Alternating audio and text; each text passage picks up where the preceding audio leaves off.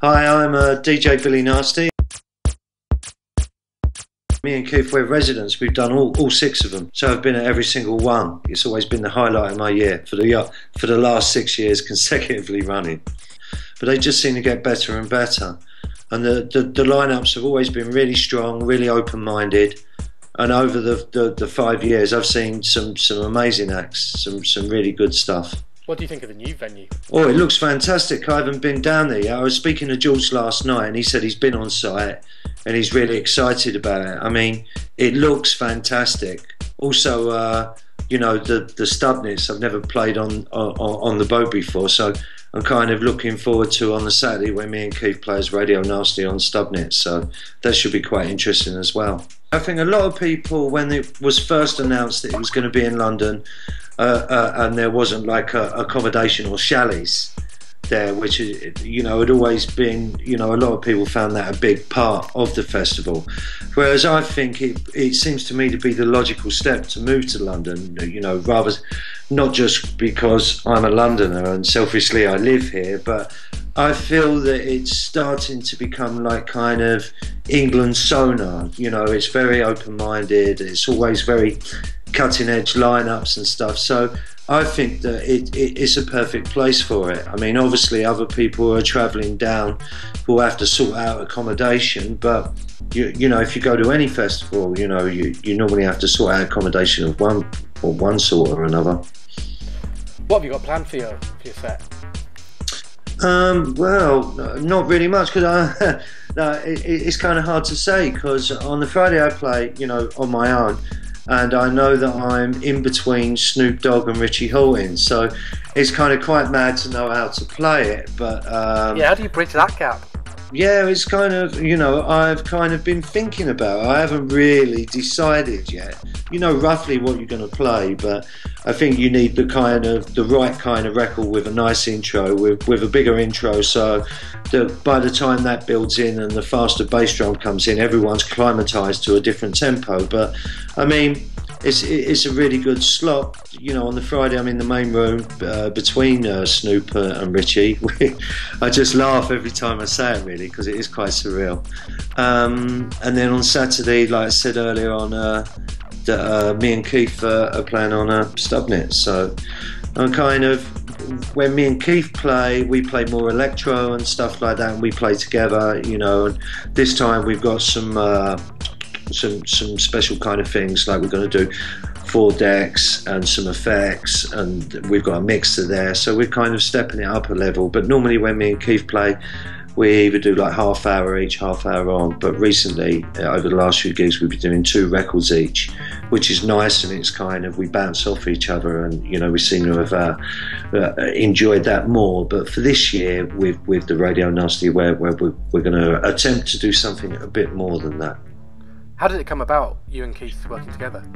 Oh, well, I've known Keith for years. You know, when I was working at Sabersonic Studio years ago, Keith was the engineer there and stuff like that.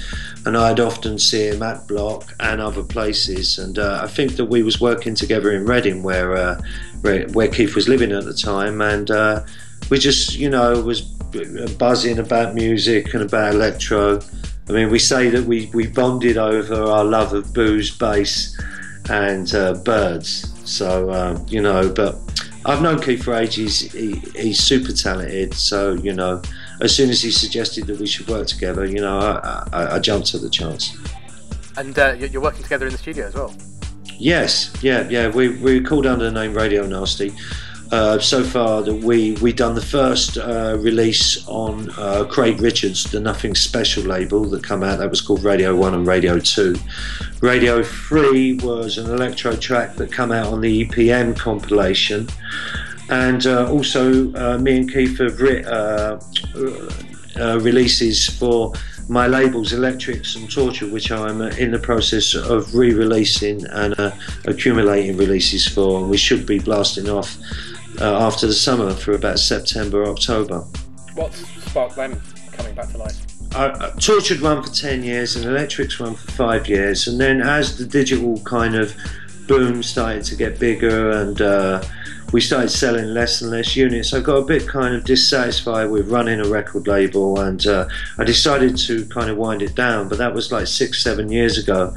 And now, you know, recently or in the last year or so, I realised that, you know, what great music that we had put out, and what brilliant artists that I had worked with and helped promote and stuff. So I just decided that it was time again to relaunch the labels.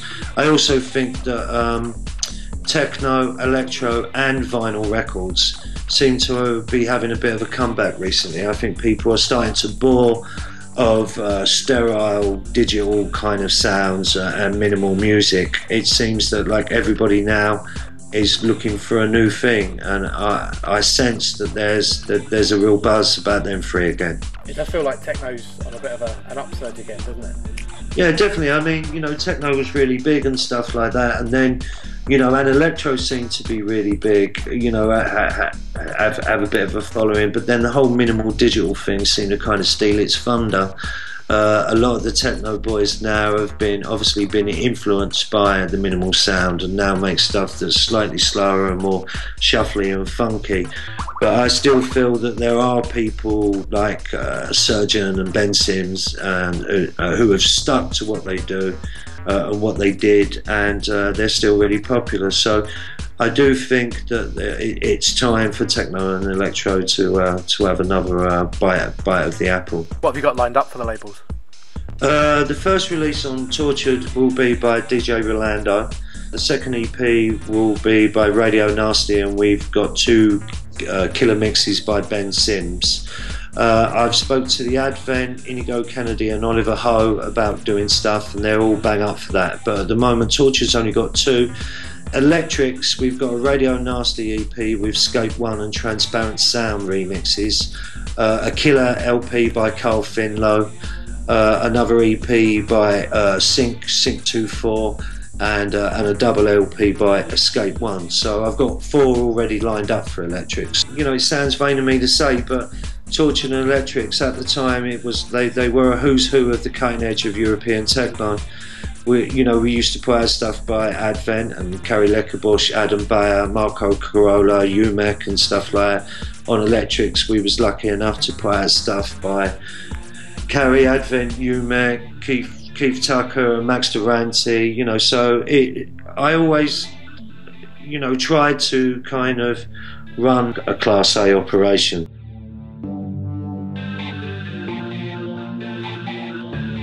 I just like to say, you know, hi to everyone and just tell everyone that I'm looking forward to Bloc just as much as they are, and I hope they all have a great time, and I hope they enjoy our sets.